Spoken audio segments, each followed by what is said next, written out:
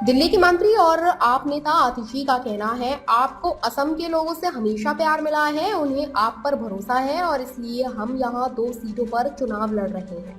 जिस तरह से गठबंधन हुआ है वह दुखद है, अन्य राज्यों में भी ऐसा होना चाहिए था, लेकिन फिर भी मुझे विश्वास है कि आप राज्य में अपना खाता खोलने में सक्षम होगी। असम में प्रमुख मुद्दों में से एक सीएए है। आप इसका विरोध करती हैं, देश के लोगों को नौकरी और घर नहीं दे सकते तो दूसरे देश के लोगों को नागरिकता, नौकरी और घर क्यों दें?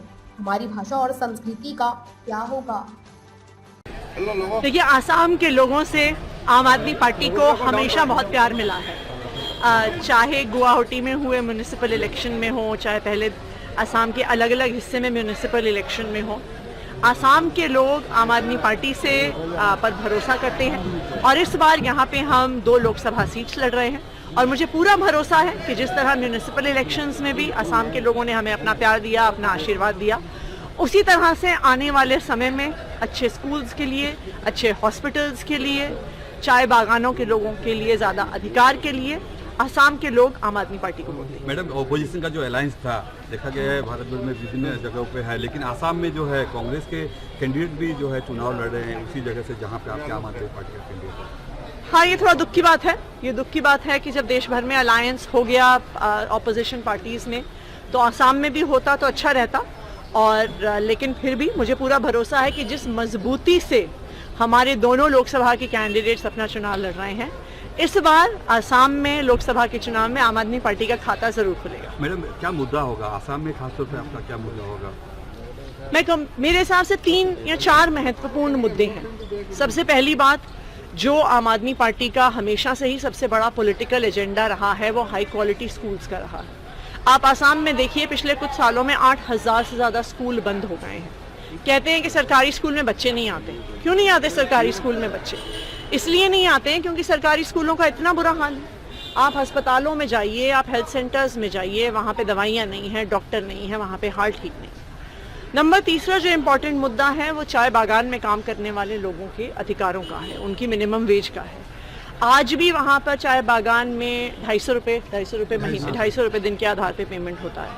आप दिल्ली में देखिए, दिल्ली की देश के हिसाब से हाईएस्ट मिनिमम वेज है। जब अरविंद केजरीवाल जी की सरकार मिनिमम वेज बढ़ा रहे थे तो बीजेपी ने इतना विरोध किया, एलजी साहब ने इतना विरोध किया, हाई कोर्ट तक गया, सुप्रीम कोर्ट तक गया, लेकिन लड़ झगड़ के दिल्ली में हमने मिनिमम वेज बढ़ाया है। उसी तरह से आसाम में भी मिनिमम वेज चाय बागान के वर्कर्स के लिए बढ़ाया जाएगा। और चौथा जो एक बहुत महत्वपूर्ण एजेंडा है आसाम के लिए, आम आदमी पार्टी सीएए का पुरजोर विरोध करती है। जब हम अपने देश के लोगों को नौकरियां नहीं दे पाते हैं, घर नहीं दे पाते हैं, तो क्यों हम बाहर से आए लोगों को पहले हम नागरिकता दे रहे हैं, घर दे रहे हैं, नौकरियां देने की बात कर रहे हैं? हमारे कल्चर का क्या होगा, हमारी भाषा का क्या होगा? तो ये हमारे इम्पॉर्टेंट मुद्दे रहेंगे आने वाले चुनाव में। और मुझे उम्मीद भी है, मुझे भरोसा भी है कि आसाम के लोग, डिब्रूगढ़ के लोग, सोनितपुर के लोग आम आदमी पार्टी पे अपना भरोसा बनाए। मैडम, इसके विपरीत जो भारतीय जनता पार्टी की यहाँ सरकार है, राज्य सरकार है, वो एक के बाद एक स्कीम अनाउंस करते जा रहे हैं। खासतौर पर महिलाओं के लिए M2 स्कीम है और फ्रीबीज खासतौर पर कहें तो एक के बाद एक स्कीम जो है लॉन्च करी है। चुनाव से पहले उन्होंने काफ़ी स्कीम लॉन्च की है, तो इसका क्या जवाब होगा? देखिए, चुनाव से पहले जो स्कीम लॉन्च होती है, हमारे देश के हर वोटर को उसकी सच्चाई पता होती है कि आज चुनाव से 2 दिन पहले, 4 दिन पहले, 5 दिन पहले हेमंत बिस्वा शर्मा जी की सरकार आज तो आई नहीं है। अगर उन्हें वास्तविक तौर पे महिलाओं के लिए काम करना होता, गरीबों के लिए काम करना होता, तो उन्हें चुनाव का इंतजार करने की क्या जरूरत थी?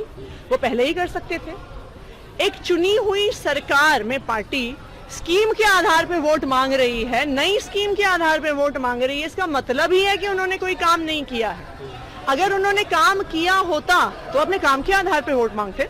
जैसे अरविंद केजरीवाल दिल्ली में जाके अपने काम के आधार पर वोट मांग रहे हैं, हेमंत बिस्वा शर्मा जी भी मांगते हैं।